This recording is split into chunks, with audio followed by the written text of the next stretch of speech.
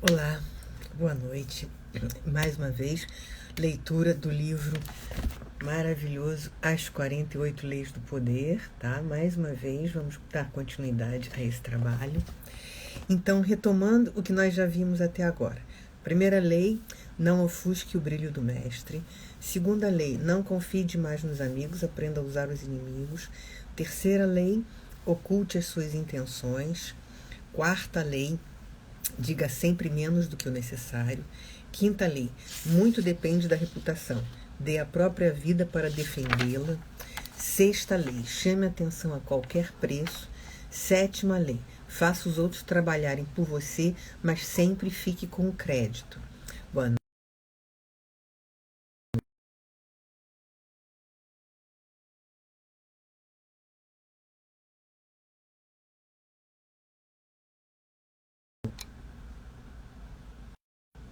Acho que caiu um pouco. Essa minha conexão não está 100%, infelizmente. Bom, vamos nessa. É o que precisamos. As 48 leis do poder. E faça os outros trabalharem por você, mas sempre fique com crédito. Lei número 8. Faça as pessoas virem até você. Use uma isca se for preciso. Lei número 9. Vença por suas atitudes, não discuta. Lei número 10. Contágio. Evite o infeliz e o azarado.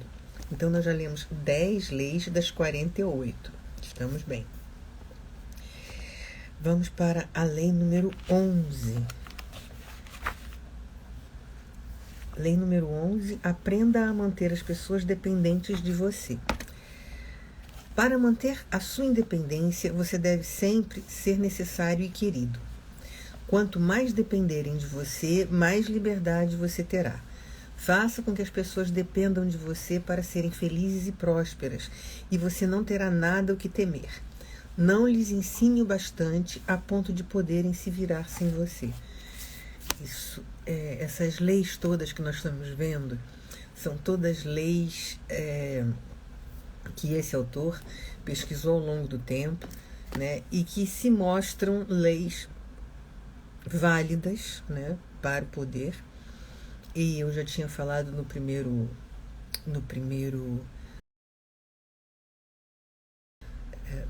primeiros vídeos, né, nas primeiras lives, que isso é uma versão moderna da arte da guerra do Sun Tzu, no sentido de contar, de falar, das habilidades e das formas de você tratar com o inimigo, né? Então vamos lá, aprenda a manter as pessoas dependentes de você. A lei transgredida. Certa vez, na Idade Média, um soldado mercenário, um condottiere, cujo nome não ficou registrado, salvou a cidade de Siena de um agressor estrangeiro. Como os bons cidadãos de Siena iriam recompensá-lo? Não há dinheiro ou homenagens que paguem a liberdade. Os cidadãos pensaram em fazer um mercenário senhor da cidade, mas até isso eles decidiram. Não bastava. Finalmente, um deles tomou a palavra na Assembleia reunida para debater a questão e disse: vamos matá-lo, e depois o adoramos como nosso santo patrono. E assim fizeram. O conde de Carmagnola, entre todos os condottieri, foi um dos mais valentes e bem-sucedidos. Em 1442, ele estava a serviço da cidade de Veneza, há muito tempo em guerra com Florença, quando de repente recebeu um chamado de Veneza. Favorito do povo, ele foi recebido com todas as honras e esplendores. Naquela noite, ele ia jantar com o Doge em pessoa no Palácio Ducal. A caminho do palácio, entretanto, ele notou que a guarda o conduzia por um caminho diferente do de costume. Ao cruzar a famosa Ponte dos Suspiros, ele percebeu para onde estavam indo, para a masmorra. Ele foi condenado sob uma acusação falsa e no dia seguinte, na Praça de São Marcos, diante de uma multidão horrorizada que não conseguia entender como seu destino havia mudado tão radicalmente, ele foi degolado. Ok.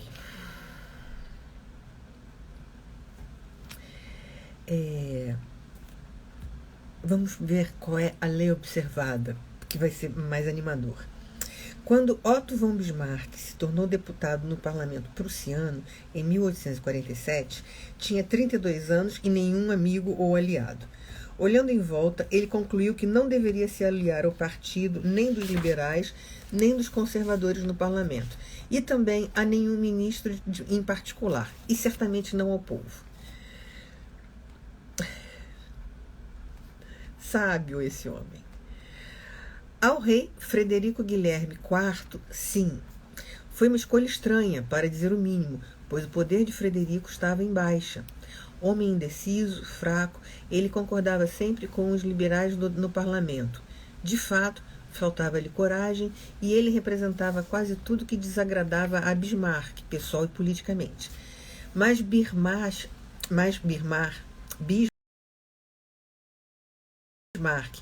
cortejava Frederico dia e noite. Quando os outros deputados atacavam o rei por sua inépcia, só Bismarck o defendia.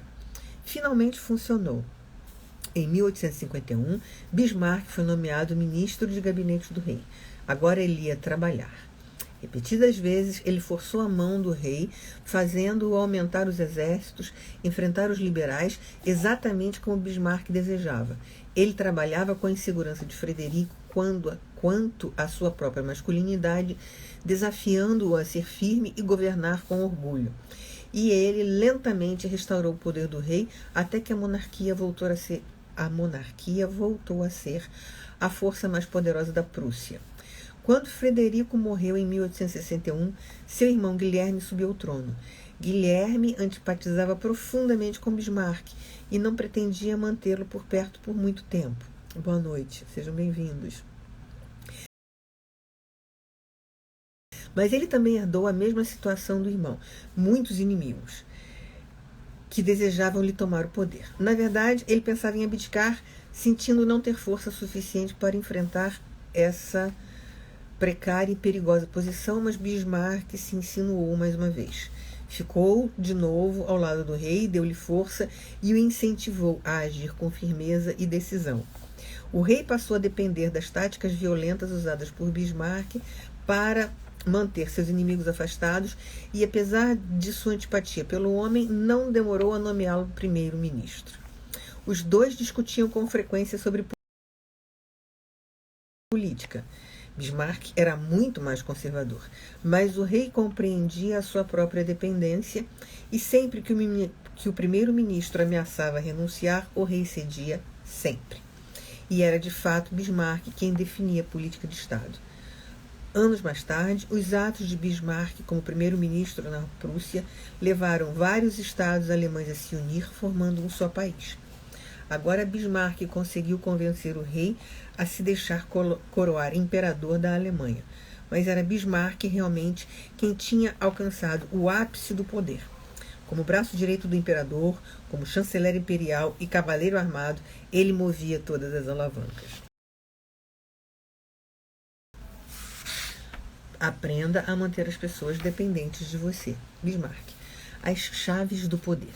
Poder é a capacidade de conseguir que os outros façam o que você quer. Se você consegue isso sem forçar nem magoar as pessoas, se elas de boa vontade lhe dão o que você deseja, então seu poder é intocável. A melhor maneira de alcançar essa posição é criando uma relação de dependência. O senhor precisa de seus serviços, ele é fraco ou incapaz de funcionar sem você. E que se misturou de tal forma no trabalho dele que, eliminando, ele ficaria em grande dificuldade, ou pelo menos perderia um tempo precioso para treinar outra pessoa para substituir você. Faça as pessoas ficarem dependentes de você. Autoridade. Imagem. Primeiro, imagem. Trepadeira com muitos espinhos. Embaixo, as raízes se espalham profundas. Por cima, a trepadeira se amanha nos arbustos, se enrosca nas árvores, postes e beirais de janela. Livrar-se dela dá tanto trabalho que é mais fácil deixá-la subir. Autoridade. Faça as pessoas dependerem de você. Ganha-se mais com essa dependência do que cortejando-as. Quem já saciou sua sede dá logo as costas para a fonte, não precisando mais dela. Não havendo dependência, desaparece também a civilidade e a decência, e depois o respeito. A primeira coisa que se aprende com a experiência é manter viva a esperança, porém nunca satisfeita. Manter até um patrono real sempre precisando de você. Baltazar Gracian, 1601-1658. E nós temos tempo para a lei número 12. Use a honestidade e a generosidade seletivas para desarmar a sua vítima.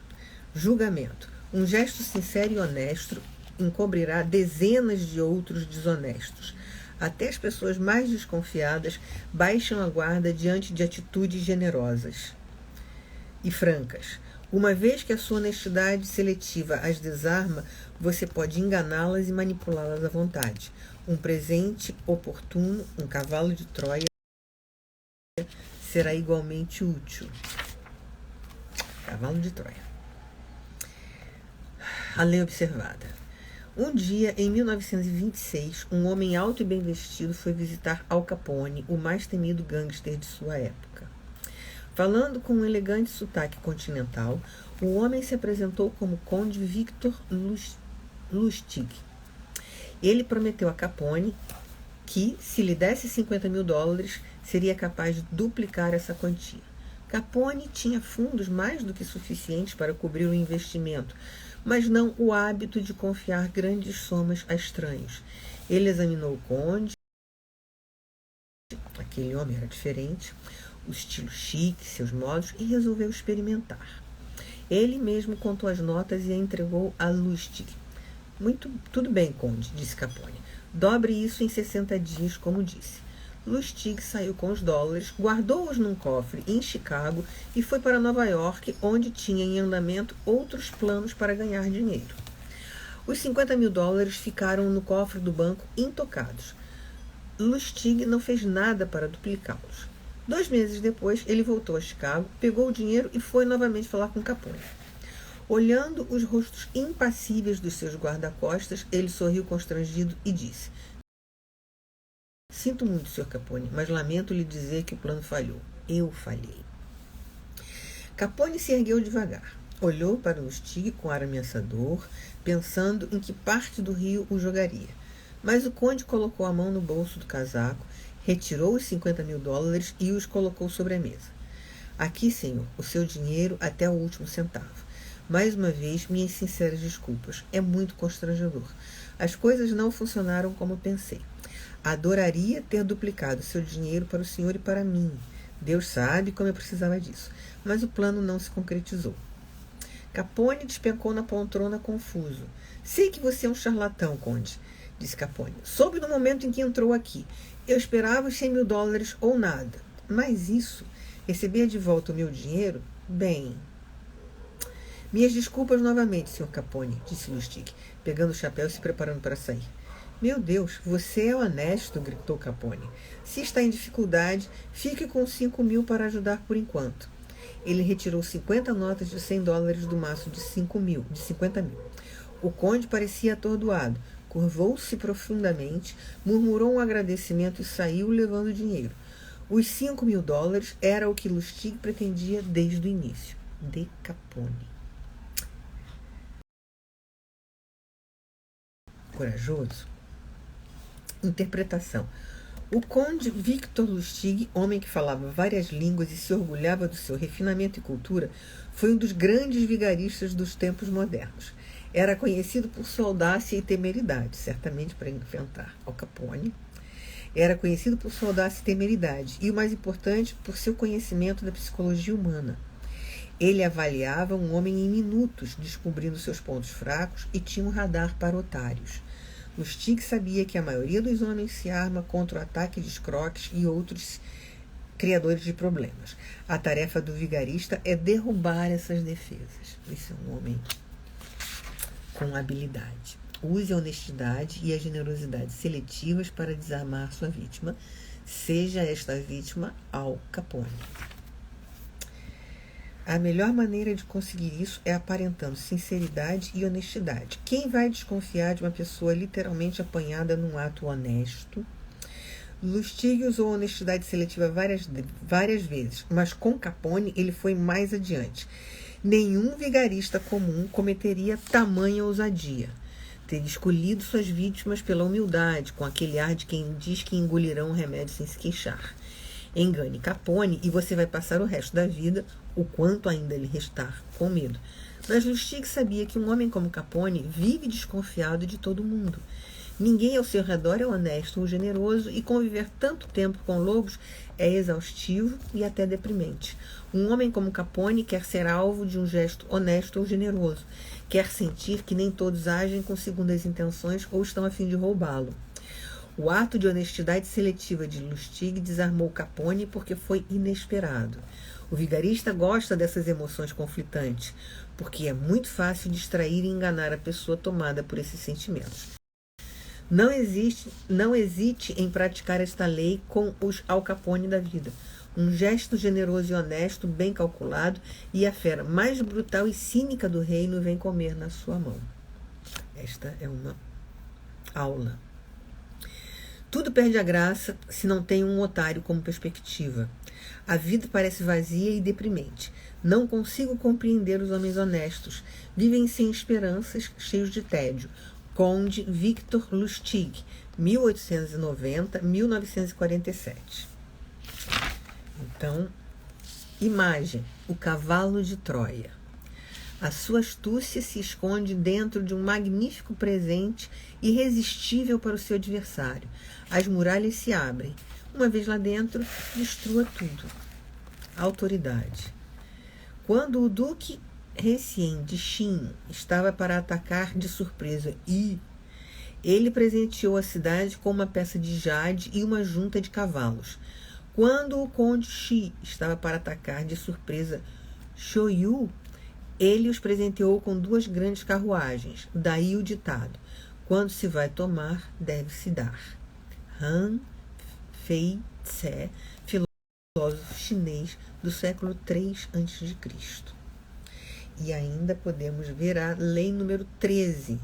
Ao pedir ajuda, apele para o egoísmo das pessoas, jamais para a sua misericórdia ou gratidão. Julgamento.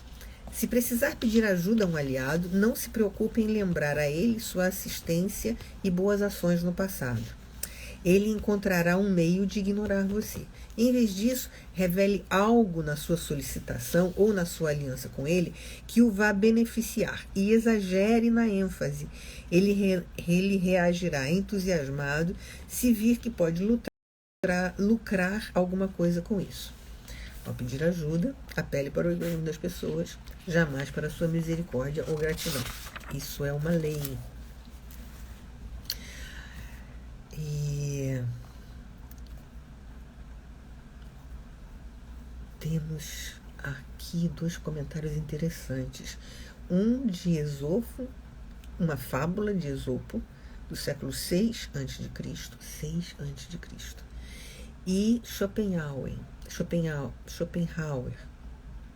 Perdão. Vamos ver aqui o que está na fábula de Esopo. O camponês e a macieira. Um camponês tinha no seu jardim uma macieira que não dava frutos, servia apenas de poleiro para pardais e gafanhotos. Ele resolveu cortá-la fora e, pegando seu machado, golpeou firme nas suas raízes. Os gafanhotos e os pardais lhe imploraram para não cortar a árvore que lhes servia de abrigo, que a poupasse, e eles cantariam para ele e alegrariam o seu trabalho. O camponês não deu atenção ao pedido e desfechou sobre a árvore o 2º e o 3º golpes com o machado. Atingindo o oco da árvore, ele encontrou uma colmeia cheia de mel. Provando um favo, jogou fora o machado e, olhando a árvore como sendo sagrada, cuidou muito bem dela. Só o egoísmo comove alguns homens. Fábula de Esopo, século VI a.C. E uma observação de Schopenhauer: os homens, na sua maioria, são tão subjetivos que nada realmente os interessa, a não ser eles mesmos. Pensam sempre no seu próprio caso, assim que é feita uma observação, e toda a sua atenção é monopolizada e absorvida à menor referência casual a qualquer coisa que as afete pessoalmente, por mais remota que seja. Afirmação de Arthur Schopenhauer, 1788-1860. São duas pessoas com muita sabedoria.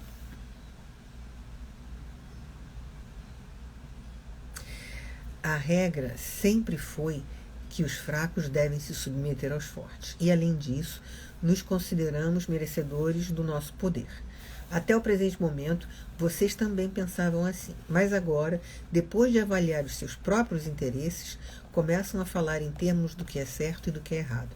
Considerações desse tipo jamais desviaram as pessoas das oportunidades de engrandecimento oferecidas pela força superior.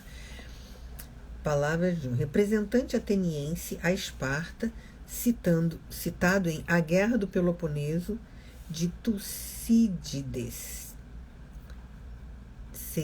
465-395 a.C. Exatamente. Imagem, a corda que une. A corda da misericórdia e da gratidão está puída e se romperá ao primeiro choque. Não jogue esta corda salva-vidas. A corda do egoísmo mútuo é tecida com muitas fibras e não se parte facilmente. Vai lhe servir por muitos anos. Autoridade. A maneira mais rápida e eficaz de fazer fortuna é deixar as pessoas verem claramente que é do interesse delas promover o seu. Jean de la Bruyère, 1645-1696. E ainda temos um tempinho para ver a lei número 14. Banque o amigo, haja como espião. Julgamento. Conhecer o seu rival é importantíssimo. Use espiões para colher informações preciosas que o colocarão um passo à frente. Melhor ainda, represente você mesmo o papel de espião. Em encontros sociais, aprenda a sondar. Faça perguntas indiretas para conseguir que as pessoas revelem seus pontos fracos e intenções. Todas as ocasiões são oportunidades para uma ardilosa espionagem. Vamos ver. Antes de Schopenhauer, vamos ver a lei observada. Joseph Duvin foi indubitavelmente o maior marchand do seu tempo. De 1904 a 1940, ele monopolizou, quase sem ajuda de ninguém, o mercado milionário das coleções de arte. Mas um ricaço o evitava, o industrial Andrew Mellon. Antes de morrer, Duvin estava determinado a fazer de Mellon um cliente. Os amigos de Duvin diziam que este era um sonho impossível. Mellon era um homem frio e taciturno. As histórias que lhe contavam sobre o agradável e falador Duvin o deixavam arrepiado. Deixou claro que não tinha nenhum desejo de conhecer o homem. Mas Duvin disse aos amigos que duvidavam: não só Mellon vai comprar de mim, como vai comprar só de mim. Durante vários anos, ele perseguiu a sua presa, aprendendo os hábitos, gostos e fobias do homem. Para isso, ele colocou secretamente várias pessoas da equipe de Mellon na sua própria folha de pagamento, obtendo delas informações preciosas. Quando resolveu agir, ele conhecia Mellon tão bem quanto a mulher dele. Em 1921, Mellon estava em Londres, hospedado numa suíte palaciana do terceiro andar do Claridge Hotel. Duvin reservou uma suíte bem embaixo da de Mellon, no segundo andar. Tendo combinado com seu camareiro para fazer amizade com o de Mellon, no dia fatídico escolhido para a ação, o camareiro de Mellon disse ao camareiro de Duvin que em seguida disse a Duvin que tinha acabado de ajudar Mellon a vestir o sobretudo e que o industrial já tinha saído do quarto e ia chamar o elevador. Só os criados têm todos esses detalhes, né?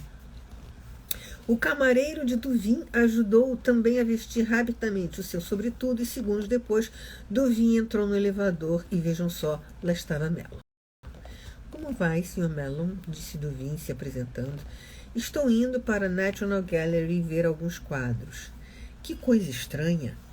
Era para lá exatamente que Mellon estava indo. E assim, Duvin pôde acompanhar a sua presa até o único local que lhe garantiria o sucesso. Ele conhecia o gosto de Mellon de trás para frente, e enquanto os dois vagavam pelo museu, ele fascinou o magnata com seu conhecimento. Mais uma vez, era fantástico como os dois tinham gostos são tão semelhantes. Mellon estava surpreso. Esse não era o Duvin que esperava.